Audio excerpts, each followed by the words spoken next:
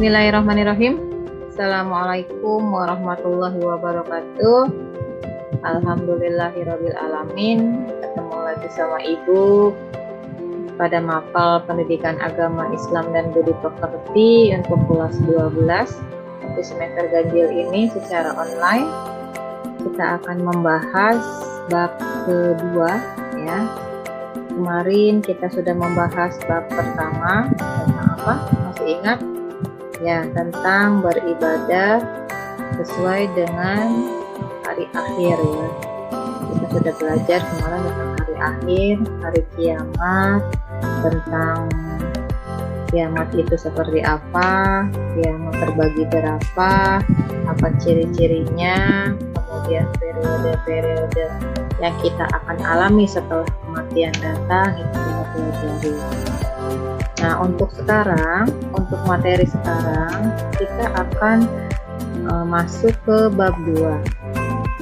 Siapkan buku paketnya, buku paket agamanya. Kita akan masuk bab 2, yaitu tentang kode dan koda. Sabar ya, ini masih agak lama. Nah, ya. Silahkan dibaca dulu materinya tentang kode dan kodar pada buku paket bab 2. Oke, nah ini sudah ada slide-nya terlihat. Bab 2 adalah tentang kode dan kodar. Kita akan mempelajari apa sih makna iman kepada kode dan kodar. Kemudian kita juga akan pelajari tentang perilaku dan hikmah beriman pada kode dan kodar. Ada contoh ilustrasi di sana, seorang bapak yang sedang mempersiapkan tempat untuk menanam sawah ya. Nah, dipersiapkan oleh dia. Ini termasuk kodo atau termasuk kodar ya, atau ini sudah berusaha. Kita akan lanjutkan. Yang pertama adalah makna iman kepada kodo dan kodar. Ya, kita akan belajar apa itu kodo, apa itu kodar, pengertiannya, lalu iman kepada kodo dan kodar itu seperti apa. Lalu ada juga dalil kodo dan kodar.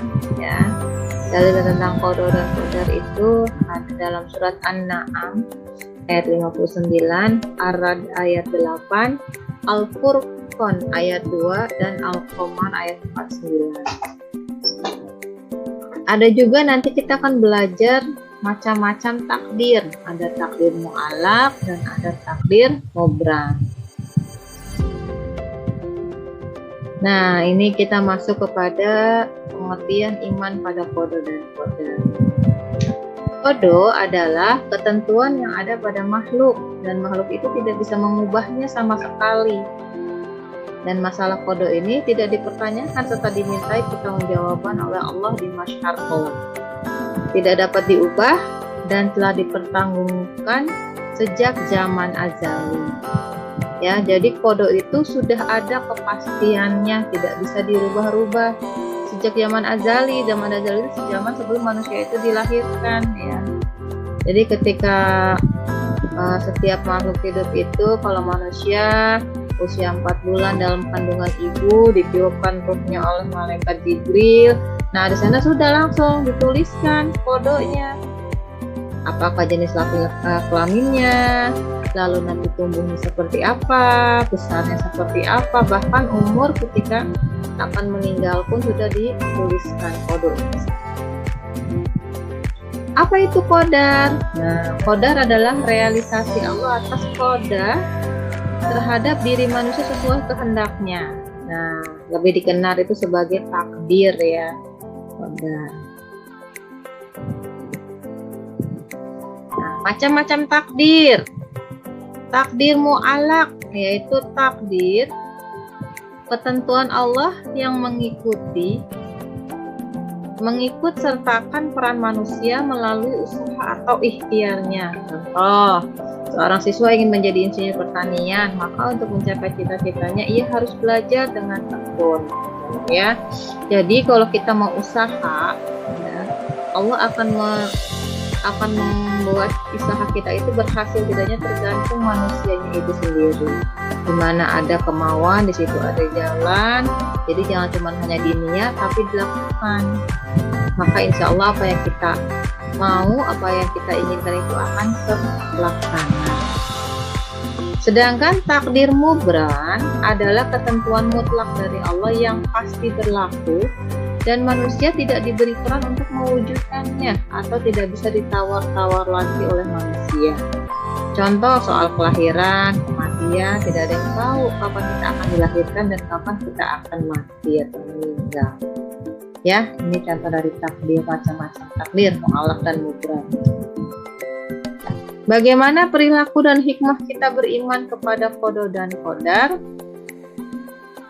Perilaku kita setelah kita beriman, bukti iman kita kepada qada dan qadar itu, kita optimis menatap masa depan, berikhtiar dengan optimal, menjadikan setiap aktivitas sebagai ibadah, bertawakal kepada Allah Subhanahu wa Ta'ala yang mengiringi usaha dengan doa, bersabar menghadapi cobaan, tidak mudah putus asa.